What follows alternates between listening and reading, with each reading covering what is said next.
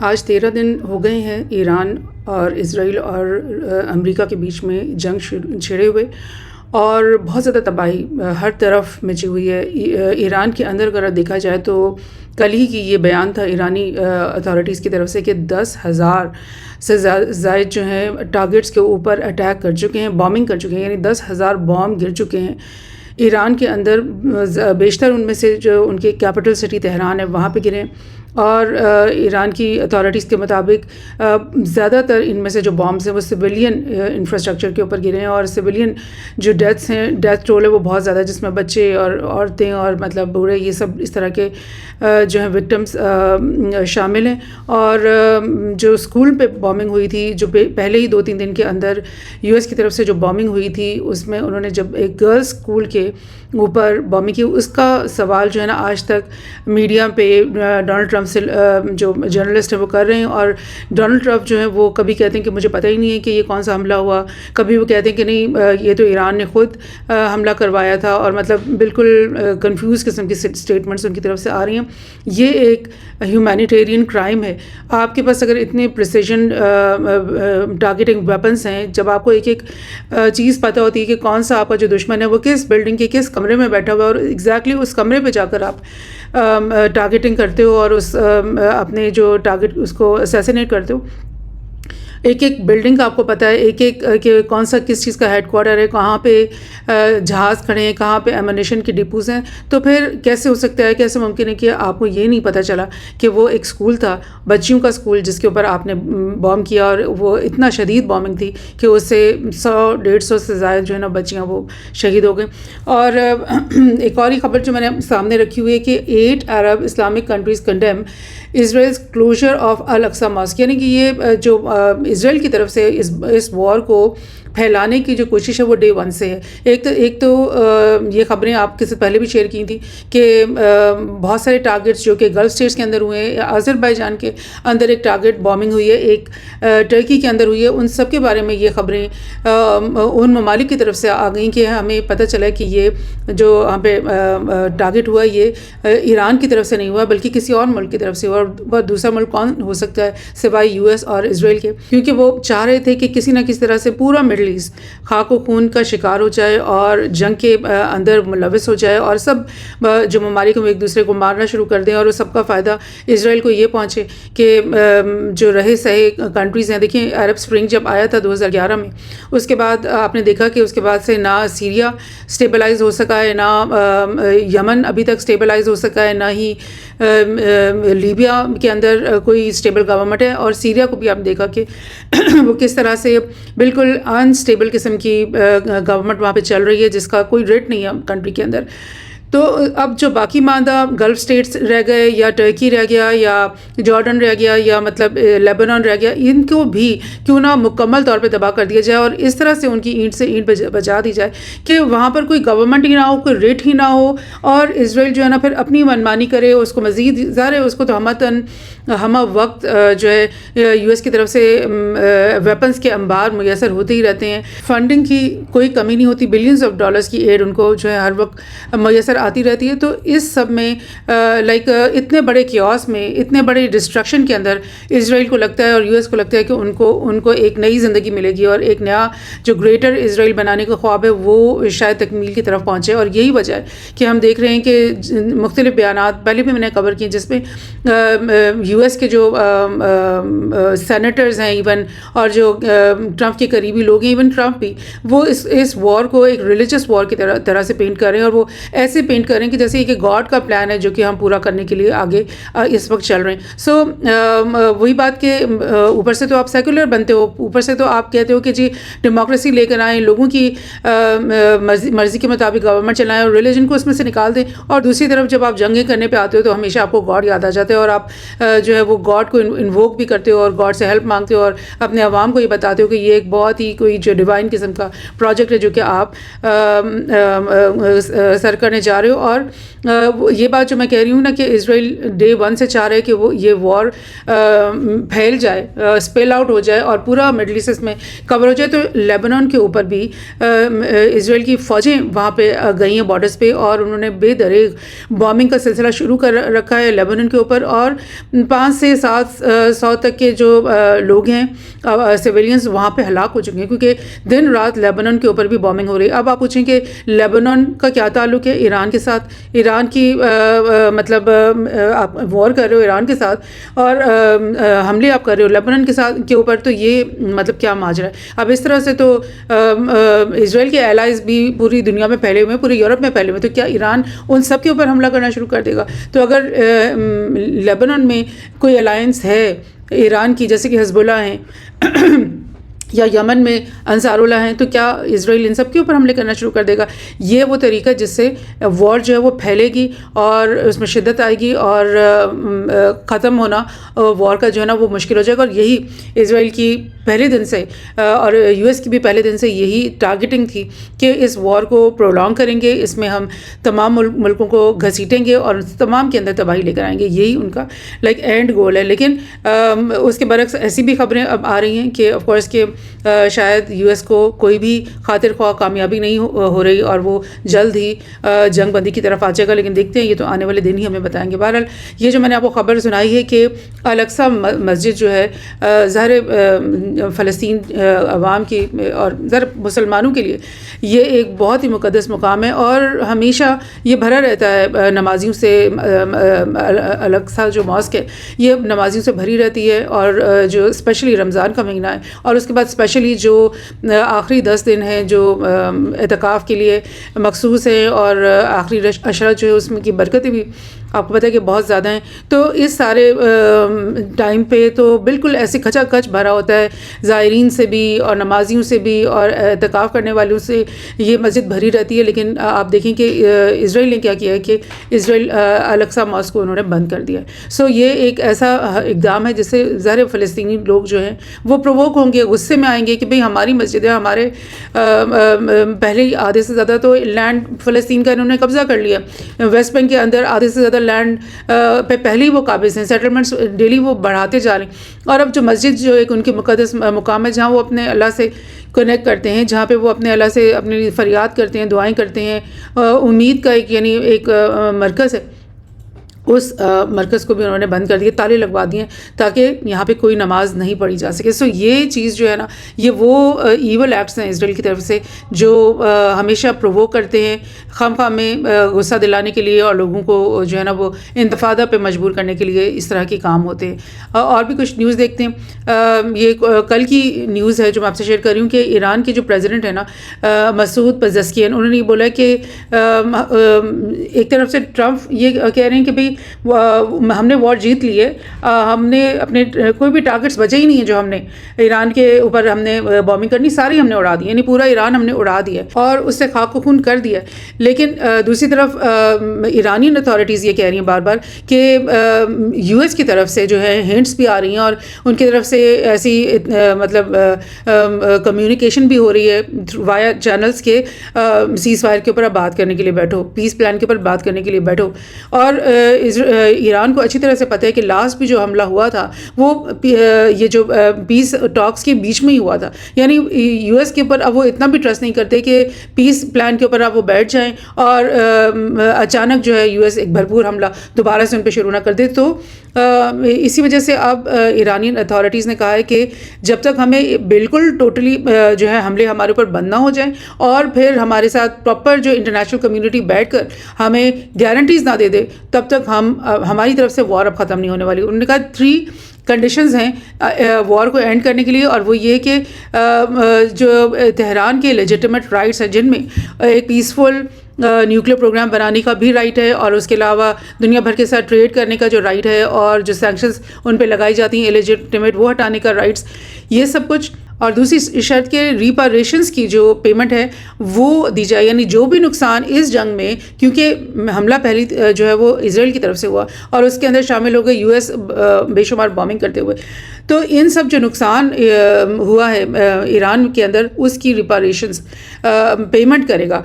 یہ U S اور اسرائیل مل کے. اور یہ تیسری بات یہ کہ جو فیوچر ایگریشن دوبارہ سے ان کے اوپر حملہ نہیں ہوتا اس کی گارنٹی انٹرنیشنل باڈی کو دے گی، یعنی یو این کے اندر بیٹھ کر دی جائے گی یا بڑے بڑے پاورز کو بٹھا کر اور سب سے گارنٹی لی جائے گی، تبھی ہم اس جنگ کو بند کریں گے، ادروائز ہم بند کرنے والے نہیں. کچھ بڑے انٹرسٹنگ باتیں ٹویٹر سے بھی میں آپ کو دکھاتی ہوں کیا کیا باتیں ہو رہی ہیں. The situation was very quickly approaching the point of no return, and the United States found it intolerable, in my opinion, based on what Steve and Jared and Pete and others were telling me. Marco was so involved that I thought that they were going to attack us. I thought they would. یہ بہت viral ہو رہی ہے یہ clip جو کہ U S president نے Donald Trump نے 1-1.5 دن پہلے یہ بیان دیا ہے، اور اس میں انہوں نے یہ کہا ہے کہ مجھے ایسے لگا جیرڈ کرشنر اور پیٹ ہیگزیٹ اور جو مارکو روبیو ہے اور وٹکاف، ان چاروں نے جو مجھے بتایا اور جو مجھے انفارمیشن دی اور جیسے میرا مائنڈ کو جو فیڈ کیا انہوں نے، اس سے مجھے یہ لگا کہ ایران جو ہے نا کسی بھی لمحے اسرائیل پہ حملہ کرنے لگا، اور اس کو بچانے کے لیے میں نے فیصلہ کیا کہ میں فوراً اسرائیل پہ حملہ ایران پہ حملہ اب ہمیں کرنا پڑے گا. یہ بیان سے اس نے اپنی سارا بلیم جو ہے نا ان چاروں کے اوپر ڈال دیا ہے کہ یہ انہوں نے میرا جو ہے نا برین واشنگ کی ہے. دیٹ مینس کہ اگر اس وار میں ٹرمپ کو نظر آ رہا ہے کہ یہ وار تو ہم ہار رہے ہیں، اس میں تو ہمیں نقصان ہو رہا ہے، اسرائیل تو بری طرح سے پیٹا جا رہا ہے، تو اس چیز کو مطلب وہ بیلنس آف کرنے کے لیے اس نے سارا بلیم ان چاروں کے اوپر ڈال دیا جو کہ اس کے فیوریٹس تھے، جو کہ اس کے بالکل فرسٹ ہینڈ کے اوپر اس کے ساتھی تھے، جو اس کے قریب ترین لوگ سمجھے جاتے ہیں، اور جیرڈ کرشنر تو اس کا داماد ہے. تو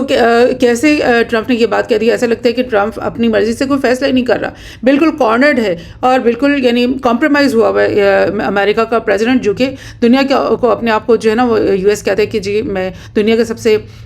بڑا ڈیموکریسی، بڑی سویلائزیشن اور greatest country of the world اور super power of the world ہوں، تو اس کا جو پریزیڈنٹ ہے وہ اس طرح سے کمپرومائزڈ ہے. ایک اور کلپ میں آپ کو یہ سنانا چاہتی ہوں، بہت ہی انٹرسٹنگ ہے. 71 to 2021, and it asked what were the consequences of those sanctions, and we murdered 38 million people. 38 million people. یہ پروفیسر جان میرشمائر ہیں جو کہ ایک ریئلسٹ ہیں، اور ریئلسٹ جو کیمپ ہوتا ہے نا وہ بالکل ریئل پالیٹک پہ بلیو کرتا ہے، اور وہ بالکل ان چیزوں پہ بلیو کرتے ہیں کہ ہاں پاور کو حاصل کرنے کے لیے ہمیں اپنا فورس استعمال کرنی چاہیے، اور اس میں جو ہے ہر حربہ استعمال کرنا جو ہے جائز ہوتا ہے پاور کی گیم میں. لیکن کافی مہینوں سے جان میرشمائر جب سے یو ایس اور اسرائیل کی طرف سے ایران کے اوپر حملے کرنے کی تیاریوں کی باتیں ہو رہی ہیں، تب سے میرشمائر جو ہے وہ یو ایس گورنمنٹ کے خلاف بیانات دینا شروع ہو گئے. اور اس دفعہ تو انہوں نے حد کر دی جب انہوں نے یہ بولا کہ 71 جب سے کولڈ وار یعنی ختم ہوتی ہے اور یو ایس جو ہے وہ سول سپر پاور بن جاتا ہے پوری دنیا میں، تو اس کے بعد وہ دنیا میں مطلب اتنی بڑی پاور بننے کے بعد دنیا میں امن لانے کے بجائے، دنیا میں ڈیموکریسی لانے کے بجائے، دنیا میں پروگریس لانے کے بجائے وہ کیا کرتا ہے کہ وہ بے شمار ملکوں کے اوپر سینکشنز لگاتا ہے. اور اس عرصے میں 71 سے 21 تک وہ کہہ رہے ہیں کہ 38 ملین لوگوں کو قتل کرنے کی وجہ جو ہے وہ یو ایس رہا ہے. وہ اس میں ڈفرینٹ جنگیں بھی ہوتی ہیں، اس میں ڈفرینٹ سینکشنز بھی ہوتے ہیں. جیسے عراق کے اوپر جو سینکشنز تھے وہ تو اتنے شدید تھے کہ ان کو خوراک بھی امپورٹ کرنے کی اجازت نہیں تھی، ان کو میڈیسن امپورٹ کرنے کی اجازت نہیں تھی، اور وہ بہت زیادہ عوام جو عراق کی ہے اس کو سفر کرنا پڑا اس کی وجہ سے. ایک دو اور دیکھتے ہیں کہ بڑی امپورٹنٹ چیزیں یہ بیان میں آپ کو سنانا چاہتی ہوں. We are closely monitoring the situation in Iran. Israel is our close ally. Iranian naval ship being sunk is indeed unfortunate, but it was done in international waters. As long the Iranian ship remained in Indian waters, they remained protected, but when they crossed the international waters as Israeli strategic allies, it was our duty to inform Israel about their exact location as a part of our newer strategic deal. So یہ دیکھ رہے ہیں کہ India کے جو general ہیں انہوں نے خود میڈیا پر آ کر یہ بیان دے دیا، جس کے بعد بہت لان تان ہو رہی ہے انڈیا کے اپنے عوام جو ہیں وہ بڑے غصے میں ہیں، کیونکہ یہ جنرل اپیندرا دیویڈی جو ہے انہوں نے یہ بولا کہ جب تک وہ ہماری میری ٹائم ڈومین کے اندر تھی وہ شپ ایرانین، تب تک تو وہ محفوظ رہی، لیکن جیسے ہی وہ اس مطلب اس ایریا میں سے باہر نکلتی ہیں، انٹر آؤٹ ہوتی ہے، تو فوری طور پہ ہم نے اسرائیل کو ان کے ویئر اباؤٹس بتا دیے. اور اسرائیل نے ان کے اوپر حملہ کر دیا کیونکہ ان کے ساتھ ہماری یہ اسٹریٹجک الائنس تھی. یعنی انہوں نے صاف کہہ دیا کہ ایک مہمان جس کو ہم نے اپنے ملک میں بلایا ہوا تھا, جس کے ویئر اباؤٹ, جس کی لوکیشن ساری ہمیں ہمارے یعنی انفارمیشن کے اندر تھی, اور ہم نے ان کو جیسے ہی وہ ہماری ڈومین میں سے نکلے ہم نے ان کی مطلب شیئر کر دی انٹیلیجنس. تو یہ تو ایک ایسی بات ہے جو کہ انڈیا کے لیے بہت ہی اس کو ڈفیکلٹی میں ڈال رہی ہے, کیونکہ انڈیا تو ہمیشہ سے کوشش میں رہا اور ہمیشہ سے وہ ایران کے ساتھ دوستی میں رہا. مطلب آج سے 2-4 سال پہلے اگر آپ چلے جاؤ تو وہ بڑی گہری دوستی کا اظہار کرتے تھے اور بڑی ان کے ساتھ تعلقات بنانے کی بات کرتے تھے, اور پاکستان کے خلاف ایران کے ساتھ وہ دوستی کی بات کرتے تھے. تو اب ایسا کیا اتنی حد پر وہ آ گئے کہ وہ خود کہہ رہے ہیں کہ جی ہم نے یہ انٹیلیجنس شیئرنگ کی اور ہماری وجہ سے ایران کی شپ جو ہے وہ سنک ہوئی, اور اس میں 80 سے 100 جو سیلرز تھے اور کرو تھی وہ سب ہلاک ہو گئی. سو دس از امیزنگ. اور وہ جب ہلاکت کے بعد وہ جو بھی باڈیز وہاں پہ ملی وہ سری لنکا نے اپنے پاس ان کو محفوظ کیا. یعنی انہوں نے اتنا بھی انڈیا کو تو تھا ہی نہیں کہ مطلب کوئی کنسرن وہ شو کر دے. سو دس از اسی وجہ سے انڈیا کے اندر جو انالسٹ ہے نا وہ کہہ رہے ہیں کہ بہت ہی بری ڈپلومسی کا مظاہرہ کر رہی ہے مودی گورنمنٹ, اور بہت لان تان ان کے اوپر ہو رہی ہے. اچھا, ایک اور بڑی انٹرسٹنگ آپ کو بتا دوں کہ جو وکٹر اوربان ہے جو ہنگری کے پریزیڈنٹ ہے, میں آپ کو پہلے تھوڑا سا گوگل ارتھ پہ دکھا دوں کہ یہ کہاں پہ ہیں یہ کنٹریز. یہ دیکھیں کہ یہ یوکرین کا فرسٹ ڈور نیبر جو ہے وہ ہنگری بھی ہے, سلوواکیہ بھی ہے, اور پچھلے مہینے سے بلکہ جب سے یہ ایران اور اسرائیل اور US کے بیچ میں وار شروع ہوئی ہے تب سے یوکرین نے کیا شرارت کی ہے کہ زیلنسکی نے وہ گیس پائپ لائن جو کہ ایران سے یوکرین سے گزرتی ہوئی رشیا کا آئل ہنگری اور سلوواکیہ کو پہنچا رہی تھی. اس پورے وار میں, یوکرین وار میں وہ آتا رہا ہے گیس, لیکن اب انہوں نے کیا کیا کہ شرارت کی, انہوں نے یہ گیس لائن کو بند کر دیا, اور تب سے ہنگری اور سلوواکیہ دونوں یہ کہہ رہے ہیں کہ یہ بہت غلط ہوا اور ہمیں جو ہمارا گیس آ رہی تھی, ہمارے ملک کا سسٹم اس سے چل رہا تھا, اس کو بحال کیا جائے. تو لیکن زیلنسکی جو ہے وہ اپنی شرارت پہ برقرار ہے اور وہ اس گیس پائپ لائن کو نہیں کھول رہا. اب ہنگری جو ہے نا وہ ایک ایسا ملک ہے جو, اور وکٹر اوربان جو اسپیشلی وہ ایک ایسے حکمران ہے جو کہ کھل کر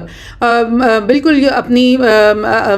آزادی رائے کو ملحوظ خاطر رکھتی ہے, اور کھل کر جو ہے نا وہ نیٹو اور یورپین یونین کے غلط فیصلوں کے خلاف بات کرتے ہی رہتے ہیں. آلدو کہ وہ اس کا حصہ ہیں, ان سب کا حصہ ہیں, لیکن وہ یہ کہتے رہتے ہیں. اور انہوں نے شروع سے ہی یوکرین وار کے بارے میں ان کا یہ بیان رہا ہے کہ یہ ایک غیر ضروری وار تھی جو کہ خواہ میں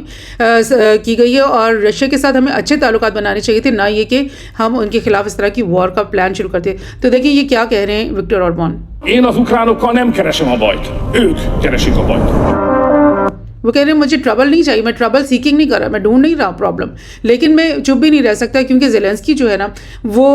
سمجھتا ہے کہ وہ جو بھی کرے گا ہم خاموشی سے بیٹھے رہیں گے, ہم کوئی جواب نہیں دیں گے, تو ایسا نہیں ہو سکتا. اور یوکرین نے جو ہمارا آئل بلاک کیا ہے وہ اس کو جو ہے وہ ان ایکسیپٹیبل, اور یہ بلیک میلنگ کی ٹیکٹکس ہیں کہ وہ ہم پہ دباؤ ڈالنا چاہتے ہیں کہ ہم اس کی مرضی کے فیصلے کریں اور اس کی مرضی کے ان کے مطابق ہم باتیں کریں. تو آپ یہ دیکھ رہے ہو کہ یہ جو وار ہے یہ آئسولیٹڈ, یعنی زیلنسکی پوری طرح سے شامل ہو گیا اس وار میں جو ایران کے خلاف لڑی جا رہی ہے, اور پورا مڈل ایسٹ اس کے اندر لپیٹا جا رہا ہے, اور ٹرکی کو اس کے اندر لپیٹنے کی کوشش کی جا رہی ہے. ایون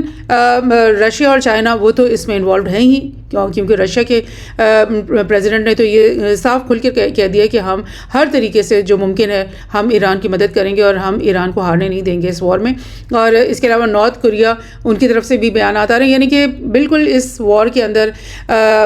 وہ سارے سیڈز ہیں جو کہ ایک ورلڈ وار کے شروع ہونے کے لیے ہوتے ہیں. گاڈ فوربڈ ہونا تو یہی چاہیے کہ فوری طور پہ جنگ بندی کی طرف آ جائیں یہ تمام ممالک, لیکن فی الحال ابھی ایسا دکھائی نہیں دے رہا. اور یہ ایک اور میں بڑی انٹرسٹنگ خبر آپ کو دکھا رہی ہوں کہ چائنا کی ایک ریڈار سے لدی ہوئی شپ یہ اسٹریٹ آف ہارمز کے قریب پہنچ گئی, اور یہ مطلب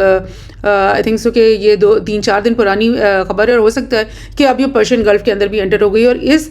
کہ یہ جو بہت ہی سوفسٹیکیٹڈ شپ ہے اس کے اندر یہ ایبلٹی ہے کہ وہ پرشین گلف میں اور اسٹریٹ آف ہارمز کے باہر جتنی بھی موومنٹ ہو رہی ہے, جتنا بھی شپس آ جا رہی ہیں, وہ سب کی انفارمیشن یہ اکٹھی کر سکتی ہے, اور یہ انفارمیشن وہ ایران کو ٹرانسفر کر سکتی ہے. تو یہ لائک آپ دیکھ لو کہ US یا اسرائیل کے اندر یہ ہمت تو نہیں ہے کہ وہ چائنا کی اس شپ کو ٹارگٹ کریں, کیونکہ اگر چائنا کی شپ کو انہوں نے